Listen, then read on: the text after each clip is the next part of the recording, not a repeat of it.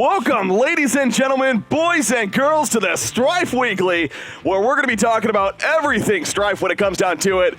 We're looking forward to having a lot of fun with you guys. With that said, I'm BreakyCPK, joined by the one and only Diva here of S2 Games. And once again, everything Strife, there's plenty to talk about. We're going to be going behind the scenes here at S2 Games.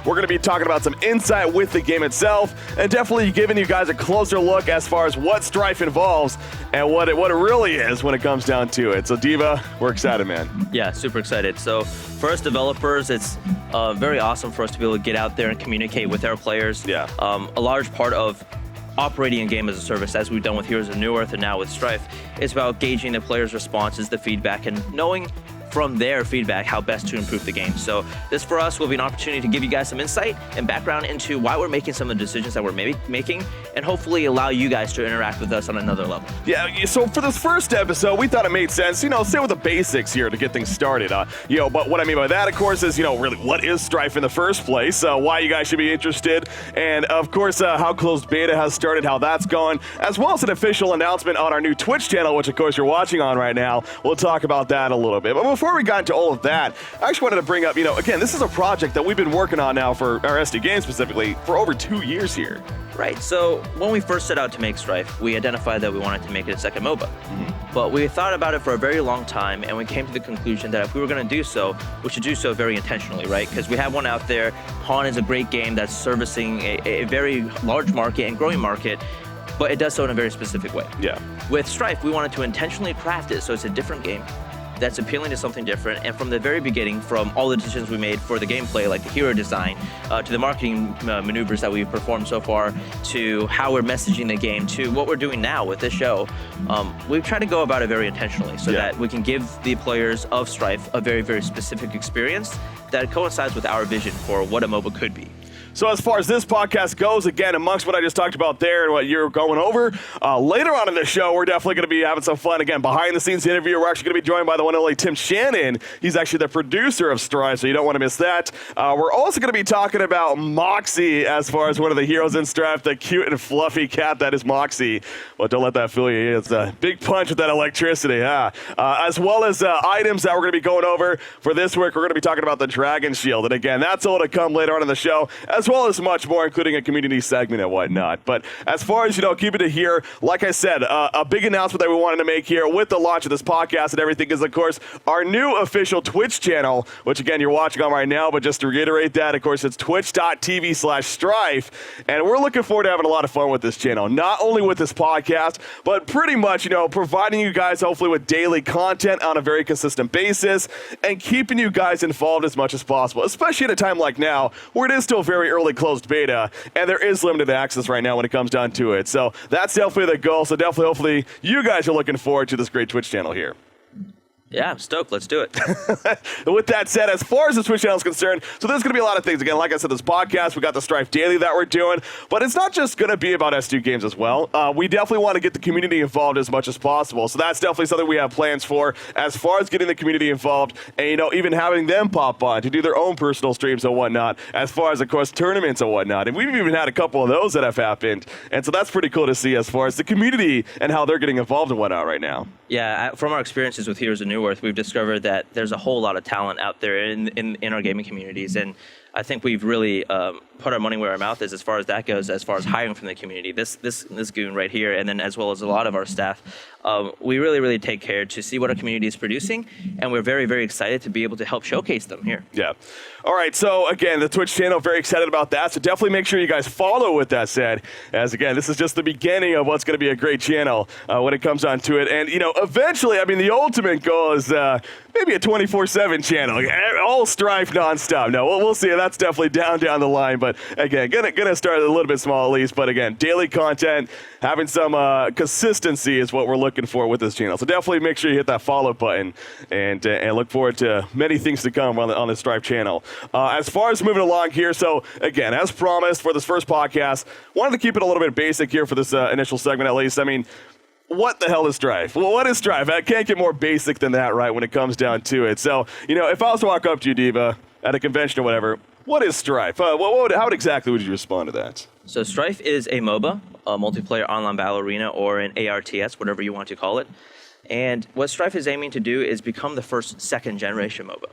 And we say that a lot. It's one of our key phrases as far as describing Strife. And what we mean by that is this is not our first time at the ball, right? So we've created Heroes of New Earth. We've been in the MOBA industry really since its inception. We are huge diehard fans of dating all the way back to AOS. I played on StarCraft. And we have a lot of knowledge and hopefully experience and savvy in the industry. And that should give us more, not only credibility, but the ability to identify the key factors on what makes a mobile game fun and what makes it frustrating. And so from that learnings and from that information pool that we have in our data pool, we wanted to create a game that takes MOBAs to the next step, the next evolutionary step. So if you think of RTSs and shooters and all these games, how much they've changed over the years. We don't believe that MOBA is at its final station, that it's as good as it can be. We believe that the MOBA genre still has a lot to grow. We believe it is a true genre. It is capable of growing. It is capable of progressing toward a more perfect game. And hopefully Strife will be a catalyst for that moving forward. Yeah, no, I mean, when you really think about it, the MOBA genre, as far as it really trying to take up, it is still fairly new in the gaming community. So, definitely, hopefully, Strife is, of course, a big part of that as far as moving forward, as you pointed out. Now, as far as Strife itself, so what really makes it unique, though, would you say, as when it comes down to Strife? Why is it different than the other MOBAs? Well, I believe what makes Strife really unique is that we've moved beyond the aspect of, are MOBAs going to be successful? Are they going to be fun?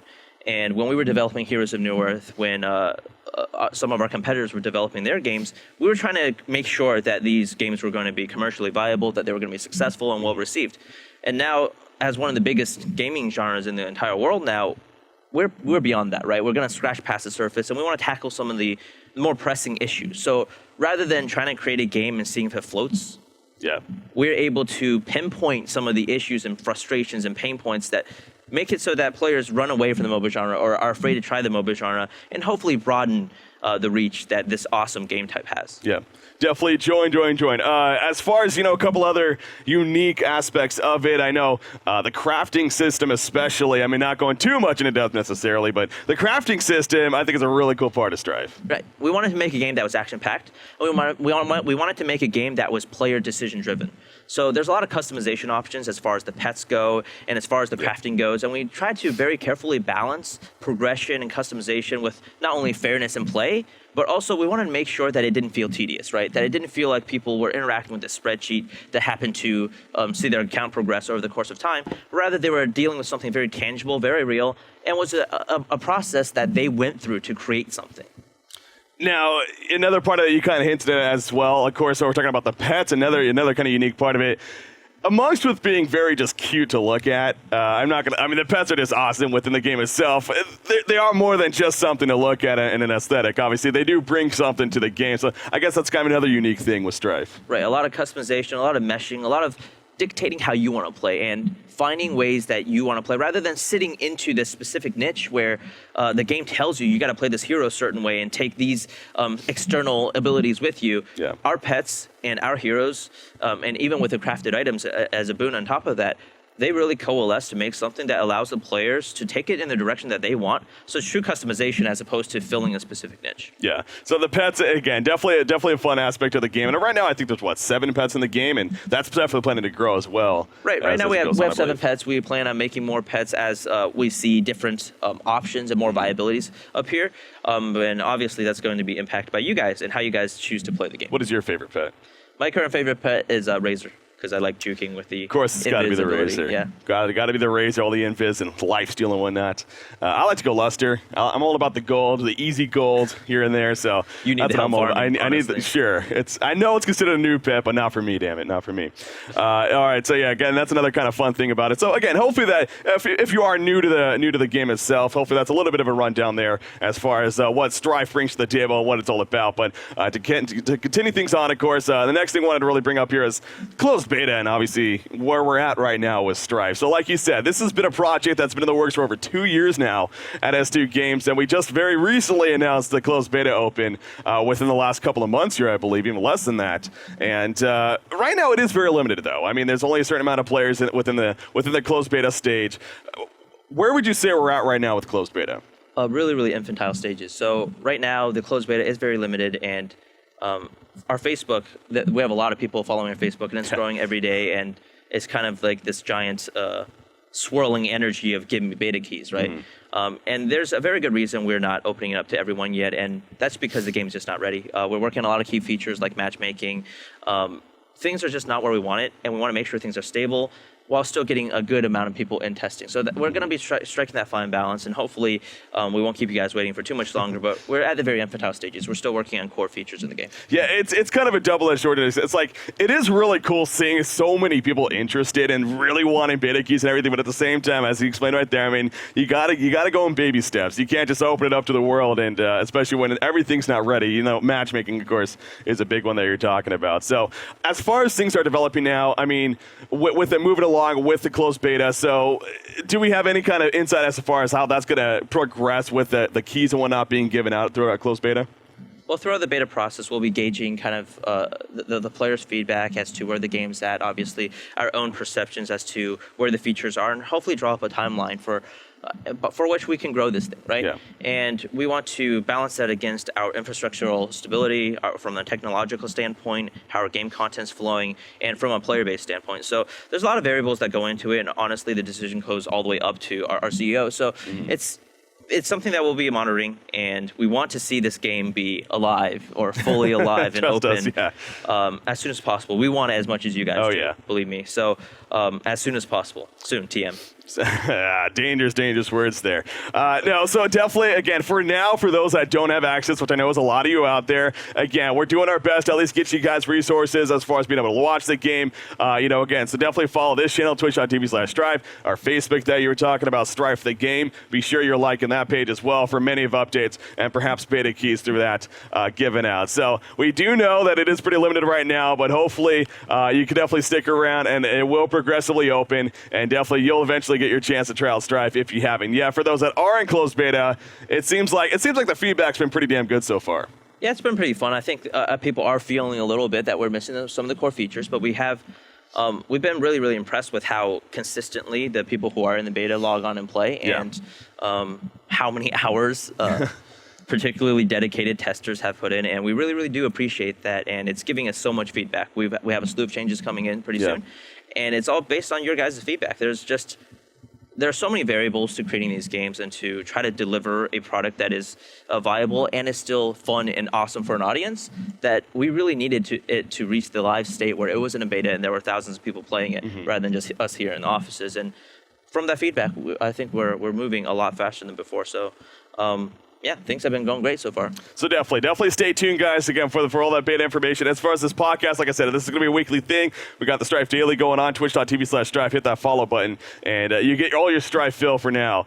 In the meantime, with that said, guys, we're going to be taking a short break right here, but when we're back, we're going to be joined by Tim Shannon, as promised, the producer of Strife, and going to get his insight and his thoughts on something Strife. So stay tuned, guys. We'll be back.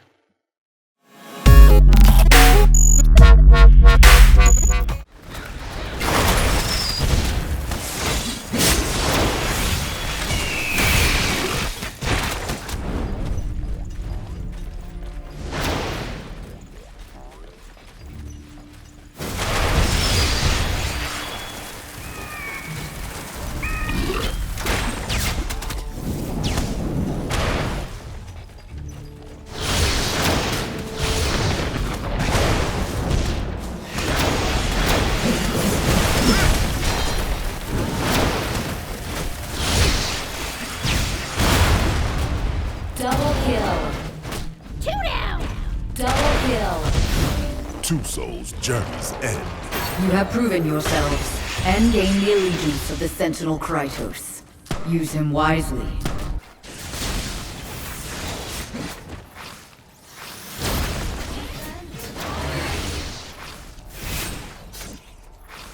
Double kill.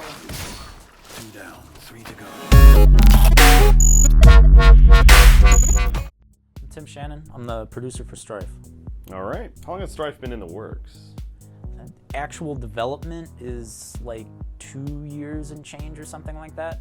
But the discussions that led to the desire to make Strife started back with the development of Han, 5, 6 years ago now?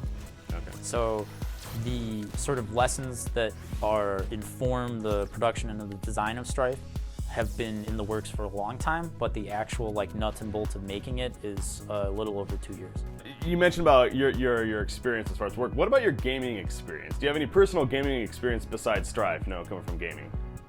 I played Lemmings way back when it was on a diskette and you had to stick that in. We had this really old Mac in one of my elementary school classrooms that you could play, back when they were actually good, that you could play pool on. And I played that constantly. We always used to fight over that at recess. We got to play pool on that. Yeah. Actually, watching you guys cast Honcast is a lot of how I learned how to play MOBAs. Many people learn that way. Yeah. I'm a great teacher. As far as your expectations with Strife, it's still very early on, early closed beta. Yep. What are your ultimate expectations with Strife? World domination. Simple. No. Expectations are, I hope that it delivers on what it's supposed to do and it moves the genre forward and, it sort of changes things up and how the games are and how MOBAs are developed and the kinds of ways that people think about them. I really hope that it makes something that people can get into easily. I think that there are lots of people out there who want to play MOBAs, that they're a lot of fun, but the stories you hear over and over again is, oh, I just don't have time, and gee, everyone's a jerk. So, or some combination of those two. So, if we actually manage to avoid that or at least minimize that as much as we can, that'd be great. What are some features that you're really looking forward to in Strife? Basically, how we're planning on addressing and sort of shaping and tailoring and really embracing the social experience of MOBAs is interesting. Pretty much everyone agrees that playing with friends is better unless you don't like your friends for some reason. But, not always are there friends online. People don't want to play with you. Sometimes you just want to kind of random queue and that kind of stuff. And so coming up with ways to sort of break the community down, or maybe your friends don't even play, right? Yeah. Coming up with ways to sort of break the community down so that there are familiar faces, even if you're not best friends or searching each other out every time you get on, so that there's some sort of continuity and so that you are meeting people who you like to play with, rather than someone who's major try hard or someone who just likes to blame everyone or someone who's high every time that they play, yeah. It can happen. Yeah. Very cool, very cool. What is your most favorite hero to play? Do you have one? Yeah, I play Phil. So I usually wait for everyone else to pick before I pick. Okay. Because I'll play anything. It makes it more interesting. Also, a lot of the time, if you just sort of wait for other people to pick, they fill the major roles or they pick the heroes that everyone thinks are currently in balance. And so that gives you opportunities to sort of fill with weird combinations of heroes, which is what I like doing, is playing heroes not in the most immediate, obvious way to play them. There's lots of heroes that people see and they think, oh, that's obviously I should just build lots of damage on him, or oh, I should just get 1,000,000 armor. But not everyone goes mass cooldown reduction builds. Not everyone plays heroes that usually are just sort of burst caster in and out kind of heroes. It's chasing get up in people's faces. I've been goofing around with leveling Pincer and then just maxing iced out early on, and then having do return damage kind of stuff. Oh wow. Yeah, that's what initially Strife design goal was, to just be there to explore, and that's why we have crafting, is to mess around with it and see what you can get out of it. And so that's what I'm really liking right now. So it's safe to say customization is a very big part of Strife. Yes. Do you think you could be me in a 1v1? That depends on what hero we're playing. Oh really? Yeah. Well, let's say Rook. Judging by this week, I like my chances. Pick Moxie, I'd be all over this shit.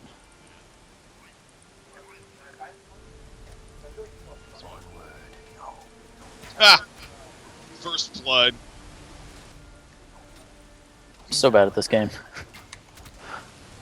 I get nervous or something? I am a big deal, but come on. Gotta have faith. A little, but some.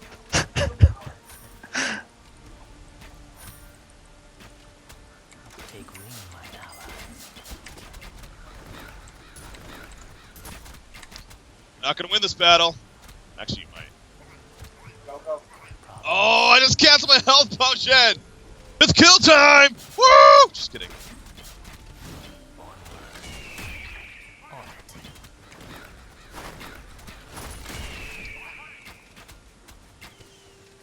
Must increase our skill. You gotta be kidding me. I clicked the wrong one. God!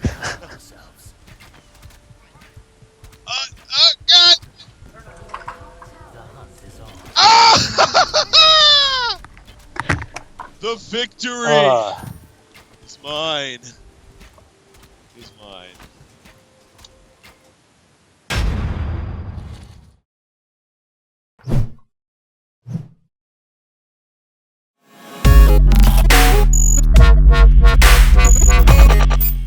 Hey guys, welcome back. My name is Milkfat and welcome to Character Corner.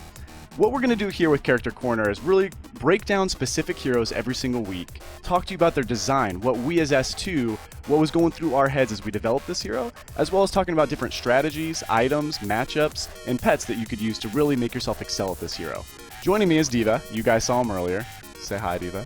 Hi. And Diva is actually one of the game designers. He works really hands-on with Strife, and he knows if there's a guy that knows Strife, it's Diva. So the first thing that we're going to jump into is design. So when you guys were creating Moxie, kind of what was going through your head? What place did you want Moxie to fill in Strife? So one of our goals with hero design in general in Strife is we want heroes to be very versatile. We want them to still fill a role, still feel like they have an archetype that the heroes, that the players can be familiar with and can reference. But we wanted them to feel like they were kind of a blank slate as far as the directions you could take them within that role. So with Moxie, we wanted to offer a hero whose primary kind of function was to deal sustained magic damage. Okay. So if you talk about hero designs, there's kind of like a balance between burst damage and sustained damage. There's magic damage versus physical damage. There's range versus melee, and all these things that we consider. With Moxie, what we ended up with was a hero that really, really excels at damage over the course of a fight through repeated spell casting. And the low cooldowns and the long range of the spellcast really lend themselves to that. At the same time, though, Moxie is also a hero who's very, very fragile and doesn't have an escape mechanism. So when he is closed down on, he has to start running instead of constantly spellcasting. Right. And I mean, one of the ways that, you know, obviously with a glass cannon type burst hero, it must have been very difficult to kind of design the hero with no escape mechanisms, because it forces you to get certain items or certain pets like Bounder or Spring Boots. But I know that when I first started playing Strife, Moxie was a little bit different than she is now. I believe her passive now gives her a speed boost, which kind of helps her kite and maybe get away from some of those situations. Yeah, I'm not sure the exact gender of Moxie, but Moxie's definitely always been a kiting hero, but we've definitely made a lot of changes throughout iterations of the hero and its design. At one point, we had the hero be a lot more mobile than it is now. At one point, we had the hero have even longer range than it is now. At one point, we had the hero be slightly beefier than maybe he is now. And those are kind of like things that we've been working on and will continue to fine-tune in the future depending on how it's played. Right now, the iteration of Moxie is kind of at a place where we're pretty happy with it, in that he's offering a good amount of sustainability, but also if the player wants, he can go veer a little bit into the burst direction, but maybe doesn't offer as much CC or instant burst as some other burst heroes could potentially do. And he's really, really like sting like a bee, get back out and wait for it again. And right now it's at a place where we're pretty happy with it, but obviously we'll be looking for any future changes should any problems arise. Moxie, the Cosmic Defender, has arced back into the fray to conduct evildoers back to whence they came, with ample rest, of course.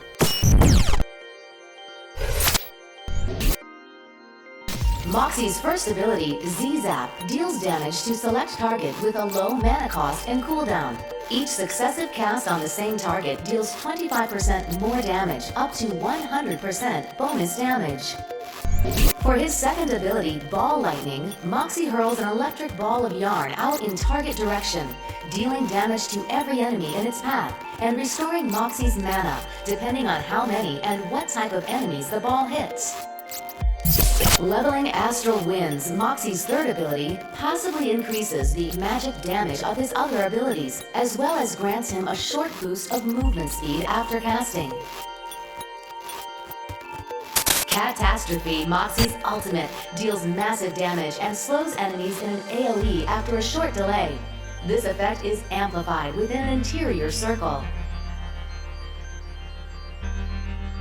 When playing Moxie, take advantage of his low cast times and long range to keep pressure on enemies while staying out of harm's way. Moxie's ultimate is most effective when used in conjunction with teammates who can hold enemies in the interior circle for the casting delay. Their evil evil-doing ways are over. Awesome. Okay, so when you're playing Moxie, where do you go? Where do you find yourself? Would you find her in a solo role? Him, her, who even knows? All right. Would you find Moxie in that solo role? Does she excel there, or is she more of a, oh, let's put this someone with somebody else that does a little bit more burst sustained damage, like maybe an Ace or a Caprice, to really kind of get that kill combo in a lane? Moxie's laning options are actually very wide open, and that's part of what makes it such a cool and versatile hero. So you can play it solo, in which is very, very powerful because the Z-Zap, the Q ability, has extremely long range and it's guaranteed damage that stacks up and does more and more the more times you cast on someone. So what you can do is utilize the brush and utilize the laning mechanism such that you know that you're only going against one guy, and you can use that to your advantage and keep harassing, getting that guaranteed damage in. However, if you go into a dual lane, you can not only do the Z-Zap harass, but you also have access to the ball lightning skill, which refunds mana for each creep and for each enemy hero hit. So if you actually manage to land the skill on both the enemy heroes, not only are you doing harassment damage, but you're actually getting more mana in than you put, mana out than you put in.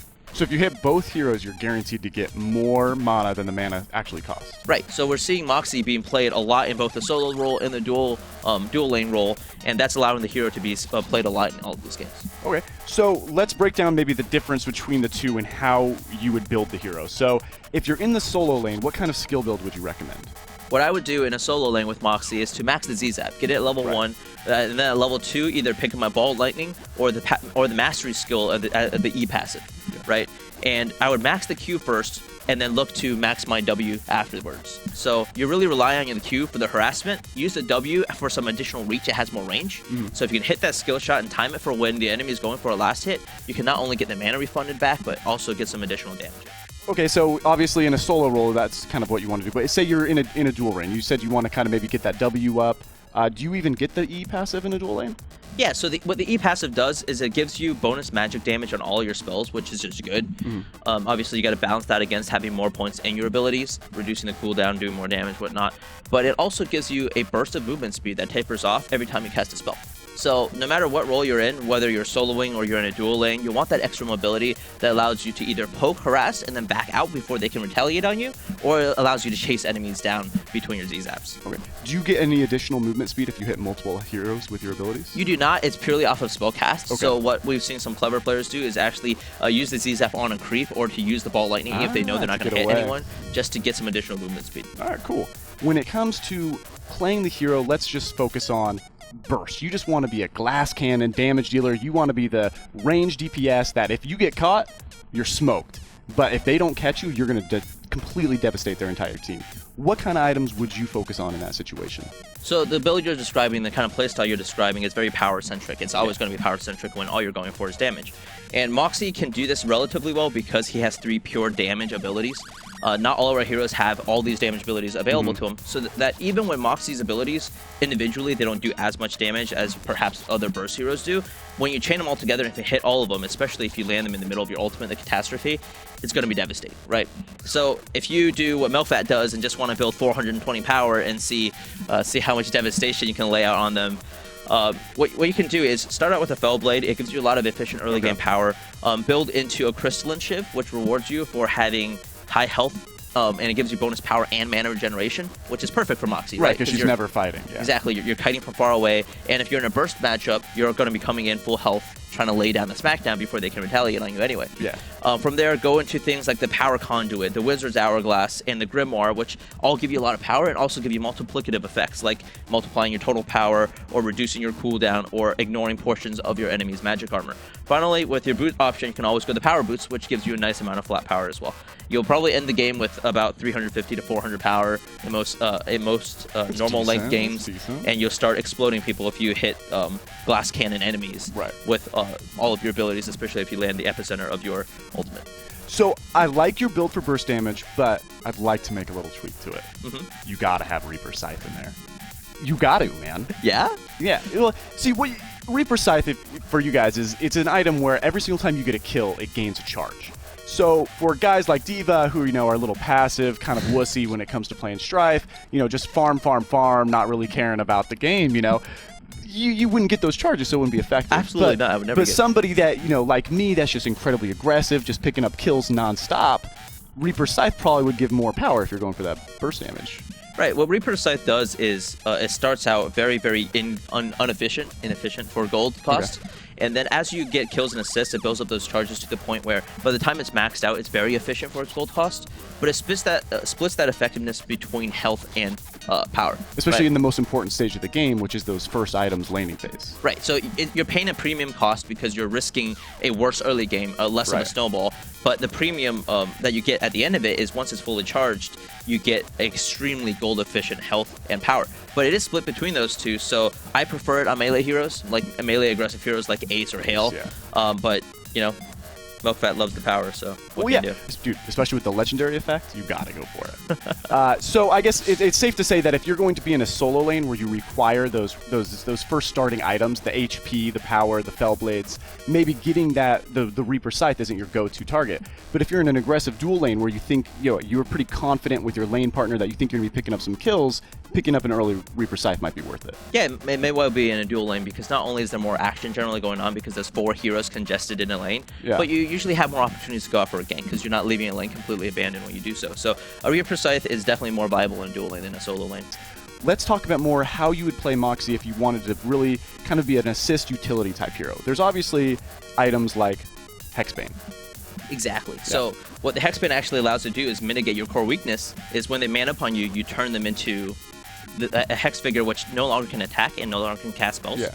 So that eliminates their threat while they're next to you. So that buys you time to either separate from them using your movement speed from your passive, or just own them. Other great items in a utility role include the Wind Rush. So the Wind Rush gives you movement speed as well as all your nearby allies. So what that allows you to do is give a little bit of the whole fluid mobility to your entire team and accentuate your own even more. So if there is a Hale trying to close the gap on you, you can pop that Wind Rush and maybe separate the gap. Try to mitigate that weakness once again. And then I've seen a lot of players go Ghost Veil on Moxie. Okay. What that does is makes you invisible until you're close enough to the enemy.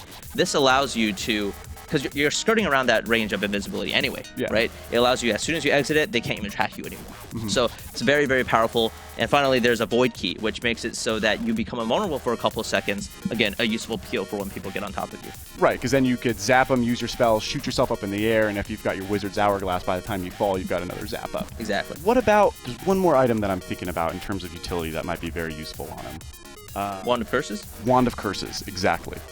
Can you kind of talk about that item a little bit? So Wand of Curses right now in the limited beta that we have is not a very popular item, and it's something that we're keeping an eye on, but we feel that it has a lot of potential. So what it does is it targets an enemy hero and applies a very strong slow and damage amplification on that hero. So Moxie, as a hero that's all about kiting and putting in damage, if you're going for a burst build Moxie, that damage amplification, because all your spells should be hitting around the same time, is going to be pretty big. It also allows you to slow that Hale who's chasing you, slow that Ace, or just keep someone from getting away. And when compounded with the fact that you're getting movement speed from your passive every time you cast a spell, it can make someone just be unable to run away from you. Right. And obviously the risk with getting Wand of Curses is that the range is very small compared to the rest of your spells. So you can kind of look at it as maybe an alternate to Hexbane to counter those heroes like Ace and Hale. Or if you just want to play all mana mode like if you just want to go YOLO. Yeah. All right, well, guys, that is Moxie. Thanks for joining us. We are actually going to head to our next segment, which is called The Vault. So stick around. Thanks, and I hope you guys enjoy playing Moxie.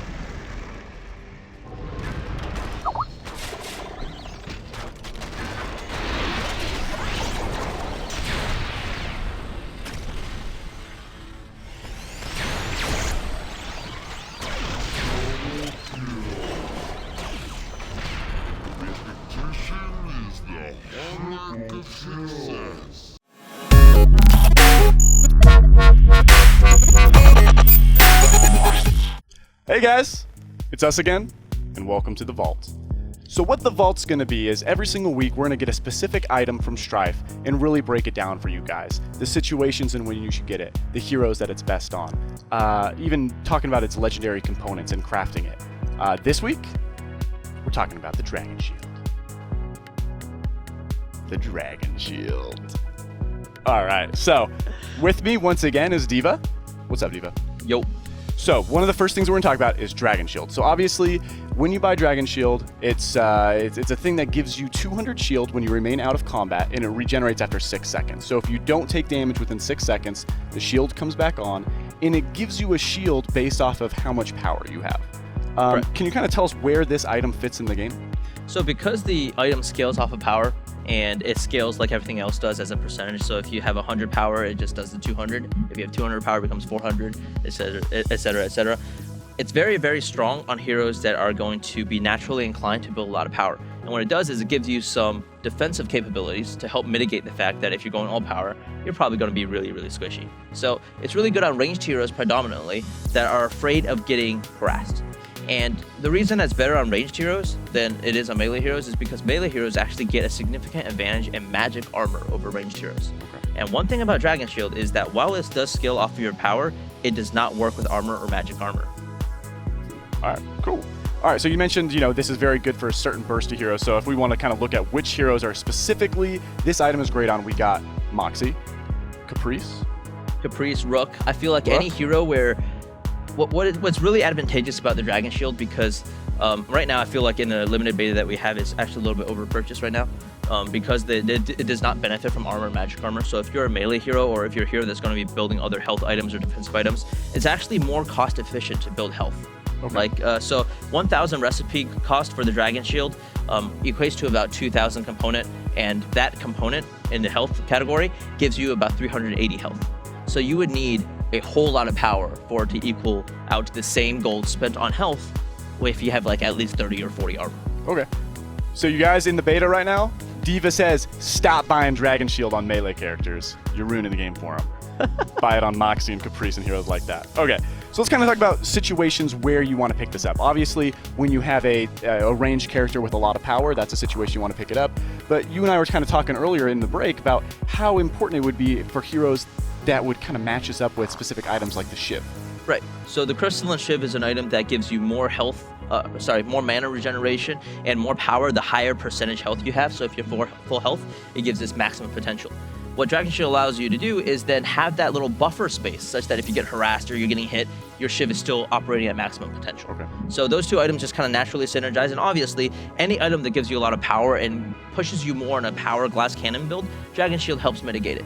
And what you want to do is you actually want to pick up the Dragon Shield nice and early, because what it does is it refreshes after not taking damage for 6 seconds. So it's awesome against harassment. In the later laning phase or even in the early skirmish phase where there's only 1 or 2 people attacking you at a time as opposed to a full onslaught of 5 in which they'll just blow past and kill you anyway.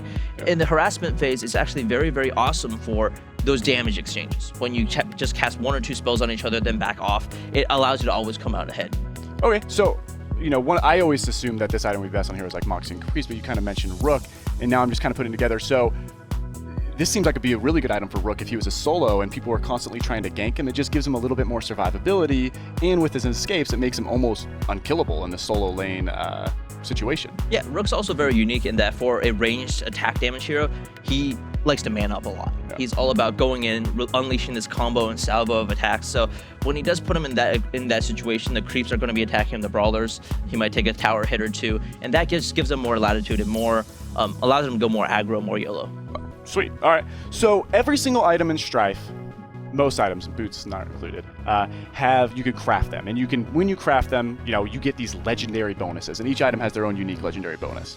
So let's talk about what is the Dragon Shield's legendary bonus. The Dragon Shield's legendary bonus is that when it's full, as in you haven't taken any damage even on your shield, it gives you a significant bonus to your movement speed. And this works especially well with initiation heroes that want to get in really fast because you're coming in at maximum bonus movement speed and you're getting in and maybe surprising them a little bit more. Or if you're a hero like Moxie, who's going to be on the outskirts anyways, hopefully not drawing attention, not taking damage, it gives you that extra momentum to kite in and then kite out. Okay, so The legendary bonus is called Energizer, and so what it does is it increases your movement speed by 10, and also an additional 10 if it's a perfect crafted item. Do you kind of want to explain just really quick how that works, the difference between a perfect crafted item and kind of like how you could get different bonuses based off of the quality? Right. So a legendary bonus as well as the rare bonus, when you have it unlocked at all at 10%, it's going to be giving 50% of the total effectiveness for it. Okay. But when you have it maxed out, it's going to give you the entire bonus. So the total entire bonus for the legendary effect for the Dragon Shield is that when your shield is full and you haven't taken any damage onto it, it's giving you 20 movement speed. But when you have the very basic legendary, when you have only the 10% legendary, it's going to give you 10. 10. All right, sweet. So that's a big difference between having just a normal legendary item and a perfect legendary item. All right, guys, thanks for watching The Vault, and I hope you learned a little bit more about the Dragon Shield. Up next, we got more from Strife Weekly, so stay tuned.